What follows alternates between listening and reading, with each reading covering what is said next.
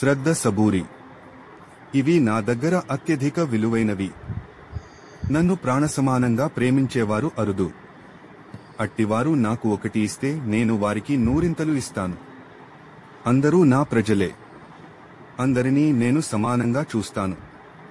మనం పుట్టినందుకు సత్యం తెలుసుకున్నప్పుడే జన్మ సార్థకం. ఇక్కడ మనకు అవసరమైనది తప్ప దాటి పట్టుకోవడం దురాశ. జీవాత్మ పరమాత్మతో కలిస్తే నేను అనే అహంకారం తొలగిపోతుంది. దేహ భావన తక్కువ చేసి లోతైన ఆధ్యాత్మిక జన్యమైన బుద్ధిని పెంపొందించుకోండి.